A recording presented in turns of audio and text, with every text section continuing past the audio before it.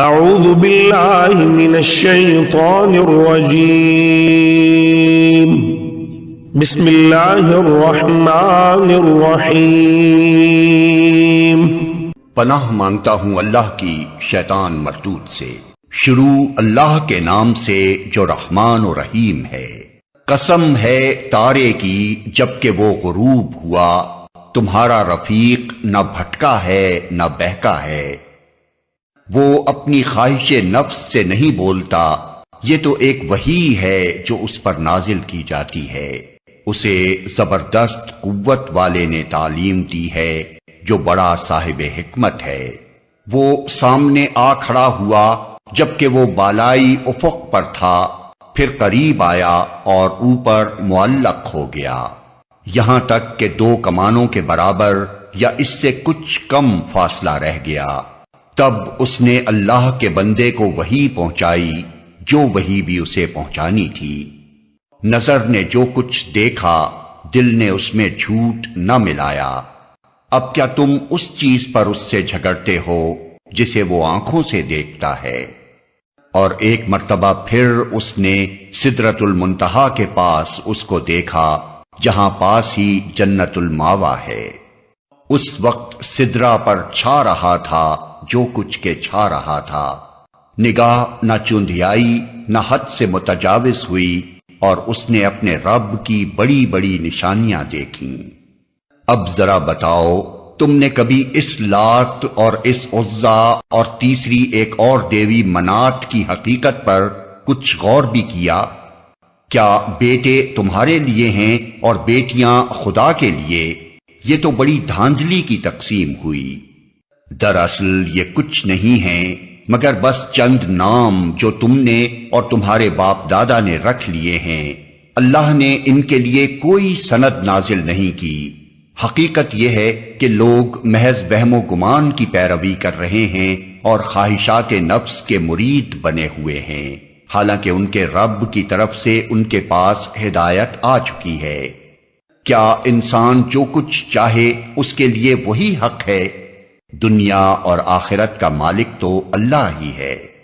آسمانوں میں کتنے ہی فرشتے موجود ہیں، ان کی شفاعت کچھ بھی کام نہیں آ سکتی جب تک کہ اللہ کسی ایسے شخص کے حق میں اس کی اجازت نہ دے جس کے لیے وہ کوئی عرض داشت سننا چاہے اور اس کو پسند کرے۔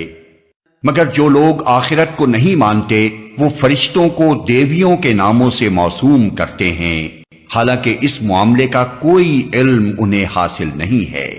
وہ محض گمان کی پیروی کر رہے ہیں اور گمان حق کی جگہ کچھ بھی کام نہیں دے سکتا۔ بس اے نبی، جو شخص ہمارے ذکر سے منہ پھیرتا ہے اور دنیا کی زندگی کے سوا جسے کچھ مطلوب نہیں ہے، اسے اس کے حال پر چھوڑ دو۔ ان لوگوں کا مبلغ علم بس یہی کچھ ہے۔ یہ بات تیرا رب ہی زیادہ جانتا ہے کہ اس کے راستے سے کون بھٹک گیا ہے اور کون سیدھے راستے پر ہے۔ اور زمین اور آسمانوں کی ہر چیز کا مالک اللہ ہی ہے، تاکہ اللہ برائی کرنے والوں کو ان کے عمل کا بدلہ دے اور ان لوگوں کو اچھی جزا سے نوازے جنہوں نے نیک رویہ اختیار کیا ہے، جو بڑے بڑے گناہوں اور کھلے کھلے قبیح افعال سے پرہیز کرتے ہیں، الا یہ کہ کچھ قصور ان سے سرزد ہو جائے۔ بلا شبہ تیرے رب کا دامن مغفرت بہت وسیع ہے۔ وہ تمہیں اس وقت سے خوب جانتا ہے جب اس نے زمین سے تمہیں پیدا کیا اور جب تم اپنی ماؤں کے پیٹوں میں ابھی جنین ہی تھے، پس اپنے نفس کی پاکی کے دعوے نہ کرو، وہی بہتر جانتا ہے کہ واقعی متقی کون ہے۔ پھر اے نبی، تم نے اس شخص کو بھی دیکھا جو راہ خدا سے پھر گیا اور تھوڑا سا دے کر رک گیا۔ کیا اس کے پاس غیب کا علم ہے کہ وہ حقیقت کو دیکھ رہا ہے؟ کیا اسے ان باتوں کی کوئی خبر نہیں پہنچی جو موسیٰ کے صحیفوں اور اس ابراہیم کے صحیفوں میں بیان ہوئی ہیں جس نے وفا کا حق ادا کر دیا؟ یہ کہ کوئی بوجھ اٹھانے والا دوسرے کا بوجھ نہیں اٹھائے گا، اور یہ کہ انسان کے لیے کچھ نہیں ہے مگر وہ جس کی اس نے سعی کی ہے۔ اور یہ کہ اس کی سعی ان قریب دیکھی جائے گی اور اس کی پوری جزا اسے دی جائے گی، اور یہ کہ آخر کار پہنچنا تیرے رب ہی کے پاس ہے، اور یہ کہ اسی نے ہنسایا اور اسی نے رلایا، اور یہ کہ اسی نے موت دی اور اسی نے زندگی بخشی، اور یہ کہ اسی نے نر اور مادہ کا جوڑا پیدا کیا ایک بوند سے جب وہ ٹپکائی جاتی ہے، اور یہ کہ دوسری زندگی بخشنا بھی اسی کے ذمے ہے، اور یہ کہ اسی نے غنی کیا اور جائیداد بخشی، اور یہ کہ وہی شعراء کا رب ہے، اور یہ کہ اسی نے عاد اولا کو ہلاک کیا اور سمود کو ایسا مٹایا کہ ان میں سے کسی کو باقی نہ چھوڑا، اور ان سے پہلے قوم نوح کو تباہ کیا کیونکہ وہ تھے ہی سخت ظالم و سرکش لوگ، اور اوندھی گرنے والی بستیوں کو اٹھا پھینکا، پھر چھا دیا ان پر وہ کچھ جو تم جانتے ہی ہو کہ کیا چھا دیا۔ پس اے مخاطب، اپنے رب کی کن کن نعمتوں میں تو شک کرے گا؟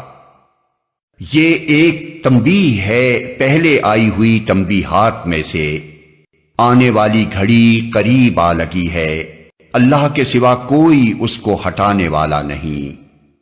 اب کیا یہی وہ باتیں ہیں جن پر تم اظہار تعجب کرتے ہو، ہنستے ہو اور روتے نہیں ہو، اور گا بجا کر انہیں ٹالتے ہو؟ آیت سجدہ۔ جھک جاؤ اللہ کے آگے اور بندگی بجا لاؤ۔